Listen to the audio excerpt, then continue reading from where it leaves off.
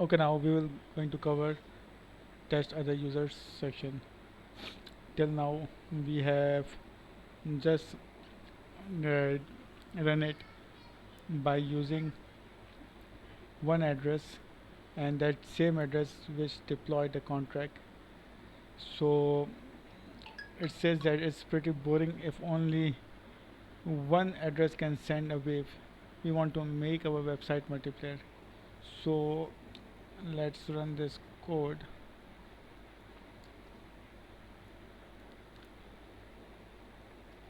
So they have added few other lines like that. They have connect to the random person that is fetch here and then wave here and then get total waves.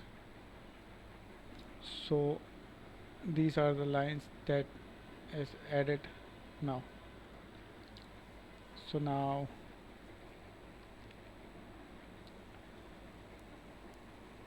let's test it again.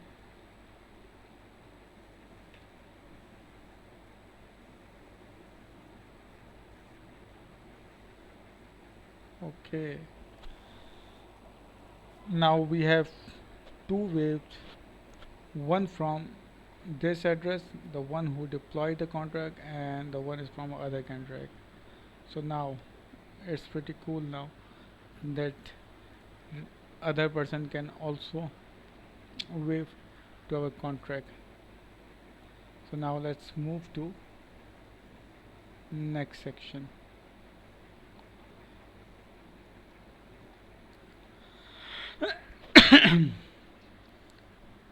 So next section is about the deploy locally, so we can start building the website. So writing a script to deploy locally.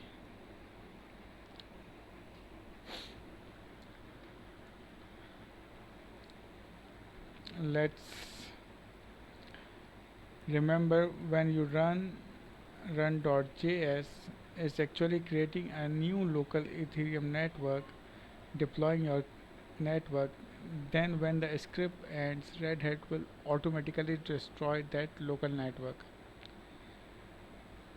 So what we are going to do now is that we need a way to keep the local network alive.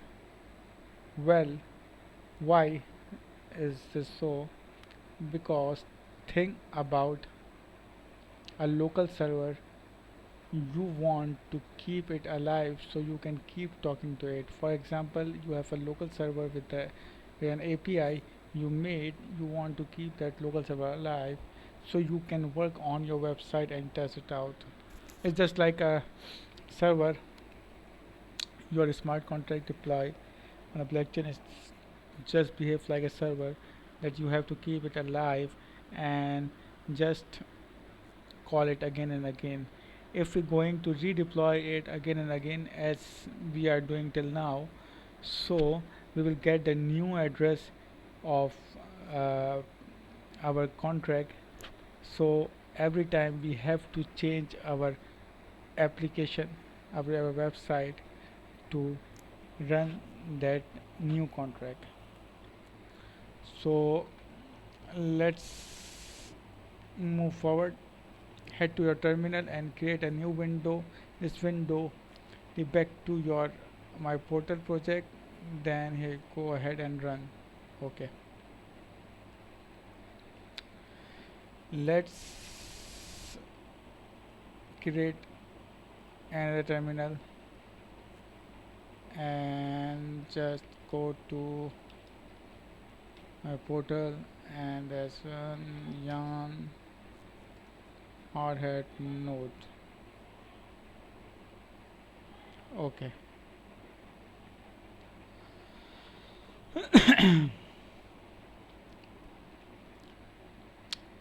so what this command does, so this command has just started a local Ethereum network that stays alive, and as you can see hardhat give us 20 accounts. Here they are.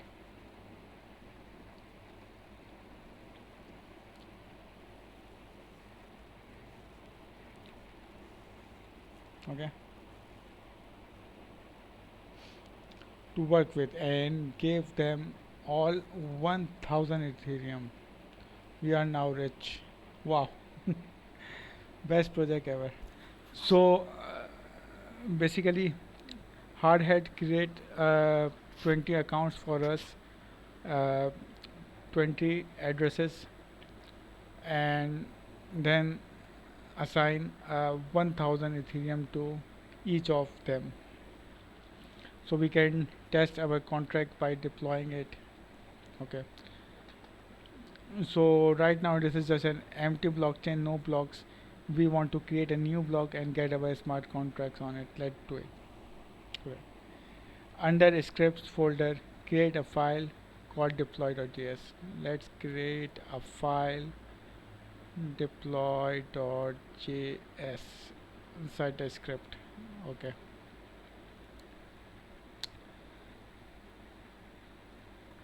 Okay. Now just copy it and paste it. Now we are going to deploy it.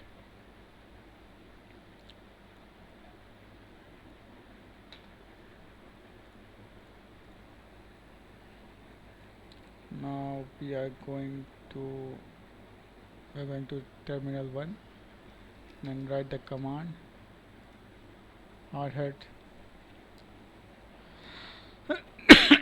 excuse me. So now we have deployed our smart contract to this address, smart contract, and it gives us this address. So our smart contract address is this one, and the account that we have used is this account. So the code is pretty much like the run.js. So let's follow the steps again.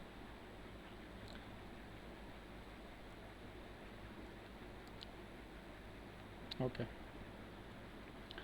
Now we deployed the contract and we also have its address on the blockchain. Our website is going to need this so it knows where to look on the blockchain for your contract. Imagine if it had to search the whole blockchain for our contract, that would be bad. So as I said that earlier, that on a web server, if we deploy a website, so we do require a server, so we always want to call that server.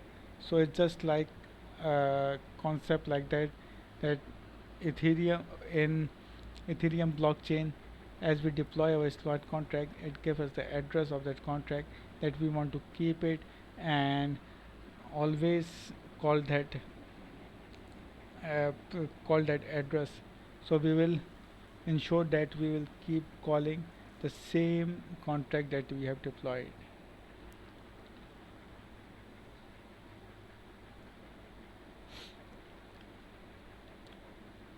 Okay, now it says that in your terminal window that keeps your local Ethereum alive, you will see something new. So let's check it, what is new in it.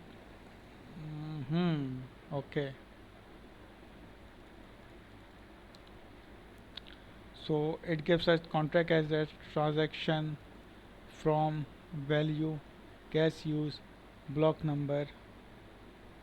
So it's basically give us the transaction details that we have just deployed and run it.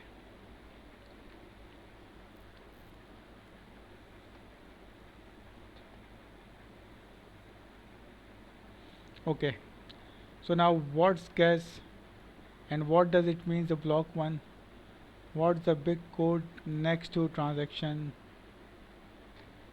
So these are few questions that you have to search on Google and know more about it.